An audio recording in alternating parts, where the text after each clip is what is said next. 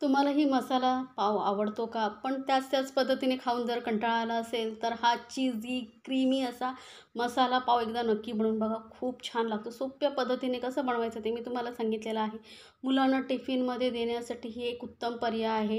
तर बघू शकता किती टेस्टी असा हा मसाला पाव झालेला आहे आणि एकदम चीझी, क्रीमी असा हा पाव कसा बनवायचा आणि तेही घरामध्ये जे उपलब्ध साहित्य असेल त्यामध्ये तुम्ही बनवू शकता. तर एकदा नक्की बनवा आणि मला कमेंट्समध्ये जरूर सांगा तुम्हाला ही रेसिपी कशी वाटली आणि अशा छान छान रेसिपीसाठी आपल्या चॅनलला सबस्क्राईब करायलाही विसरू नका. सोबतच बेल आयकॉनवरती नक्की क्लिक करा म्हणजे माझ्या नवीन रेसिपीची नोटिफिकेशन लगेचच तुमच्यापर्यंत पोहोचेल. आणि मुलांनी जर ही पाव खाल्ला ना तर नेहमीच तुम्हाला बनवायला सांगतील एवढे हे टेस्टी लागतं. त्यासाठी काय करायचं आहे बघा. इथे घेतलेले मी कढई, त्यामध्ये एक मोठा चमचा तेल घालते. तेल चांगलं तापलं की त्यामध्ये ना थोडंसं घालू, एक चमचा एवढं बटर, एक क्यूब असते ना तेवढं बटर घालते. कारण आता मसाला पाव म्हटला की त्यामध्ये बटर असेल तरच टेस्ट लागेल, त्यामुळे बटर तर आपल्या घरामध्ये असतो, तोच आपण इथे एक चमचा घातलेला आहे. त्यानंतर ना 2 मध्यम आकाराचे कांदे एकदम बारीक चिरून घेतलेले आहेत चॉपरमध्ये, किंवा जेवढे शक्य होईल तेवढे ना बारीक चिरायचे.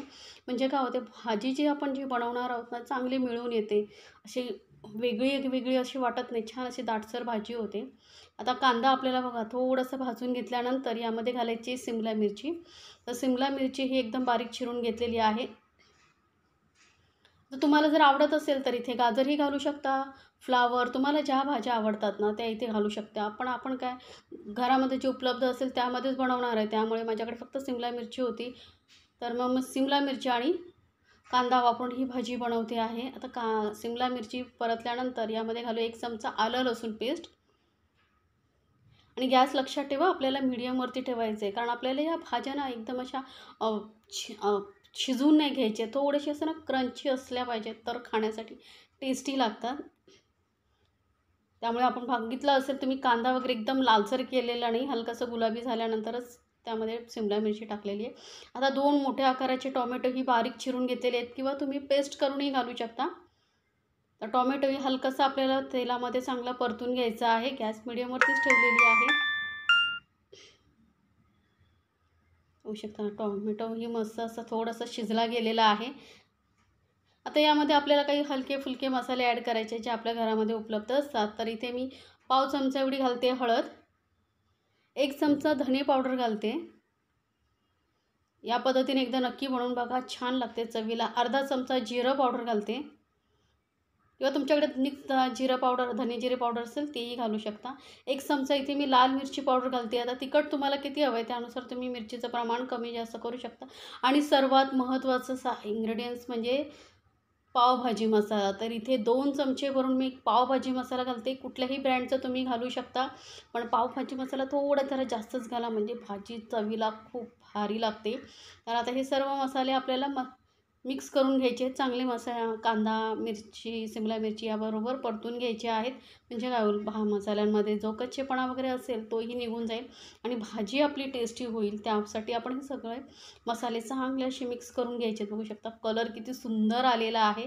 आता यामध्ये ना थोडंसं पाणी घालूया. तर आधी थोडंसं पाणी मिक्स करून बघूया, कारण आपल्याला ना ही भाजी एकदम पातळ नको आहे, थोडीशी दाटसर अशी हवी आहे ग्रेव्हीसारखी. त्यामुळे मी आधी थोडंसं पाणी घातलेलं आहे. तर अजून थोडंसं पाणी मी घालते, कारण जर एकदम घट्ट असेल ना भाजी तर स्प्रेड करायला कठीण होतं. त्यामुळे थोडीशी पातळ करायची आहे. आणि यामध्ये आता घालूया चवीनुसार मीठ.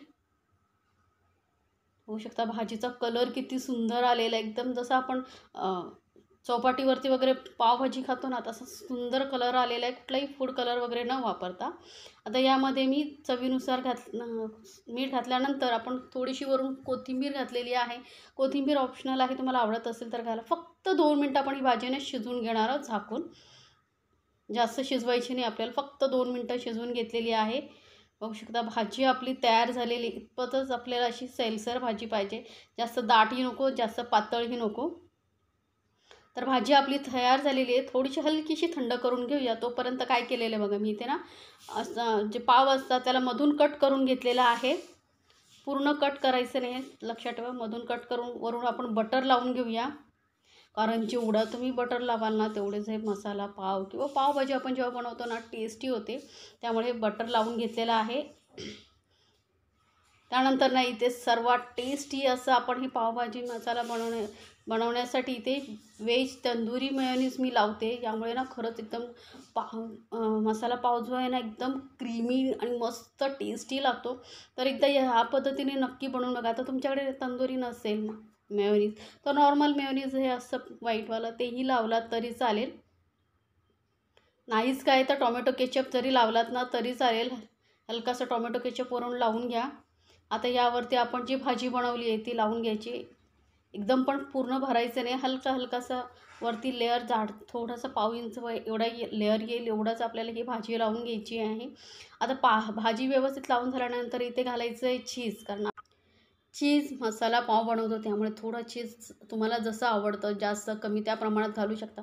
कारण मुलांना चीज हे भरपूर आवडतं. त्यामुळे जर असा चीजी असा मसाला पाव बनवून दिलात ना तर डेफिनेटली मुलं खूप आवडीने खातील. आणि बाहेरचा पिझ्झा वगैरे खाण्यापेक्षा तुम्ही घरी असं जर काही बनवून दिलात तर मुलंही आवडीने खातात. आणि टिफिनमध्ये देण्यासाठी एक उत्तम पर्याय आहे. त्यामुळे तुम्ही नक्की बनवून मुलांना देऊ शकता. आता चीज घालून झाल्यानंतर वरून थोडंसं बटर लावते मी.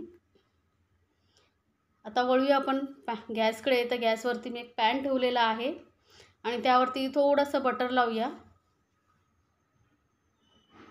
बटरनं हलकासा असं स्प्रेड करून घेऊया म्हणजे व्यवस्थित पूर्ण पॅनला लागेल. आता यावरतीच ना थोडीशी आपण जी भाजी बनवली आहे ती लावून टाकूया आणि थोडंसं असं पसरवून घेऊया.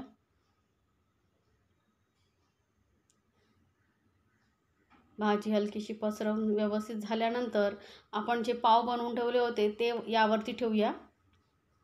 आणि पावांना वरून मस्त असं भाजी लागेल असं जास्त तुम्हाला आता जास्त आवडत असेल तर जास्त प्रमाणात भाजी लावू शकता. किंवा तुम्हाला जास्त प्रमाणात भाजी आतमध्ये भरायची आहे तरीही भरू शकता. हे तुमच्यावरती आहे. तुम्हाला ज्या पद्धतीने बनवायचं तसं बनवून तुम्ही हा मसाला चीज पाव खाऊ शकता. तर एका साईडने हलकासं शेकून झाल्यानंतर दुसऱ्या साईडनेही आपण पलटून शेकून घेऊया. जास्त नाही शेकवायचं आहे, लक्षात ठेवा. पाव थोडे सॉफ्टच पाहिजेत, आपल्याला एकदम कडक करायचे नाही आहेत. हलकासा फक्त आपण हे शेकून घेतलेले आहेत. तर गरमागरम असे चीज मसाला पाव आपले झाले आहेत तयार. तर आता आपण एका प्लेटमध्ये काढून घेऊया आणि वरून मस्त असं डेकोरेट करूया थोडंसं चीज आणि कोथिंबीर. दिसायलाही सुंदर आणि खाण्यासाठीही अप्रतिम टेस्टी असे हे मसाला चीज पाव तयार झालेले आहेत. तर नक्की बनवा आणि मला कमेंट्समध्ये जरूर सांगा तुम्हाला ही रेसिपी कशी वाटली. आणि अशा छान छान रेसिपीसाठी आपल्या चॅनलला सबस्क्राईब करायला विसरू नका. सोबतच बेल आयकॉनवरती नक्की क्लिक करा म्हणजे माझ्या नवीन रेसिपीची नोटिफिकेशन लगेचच तुमच्यापर्यंत पोहोचेल.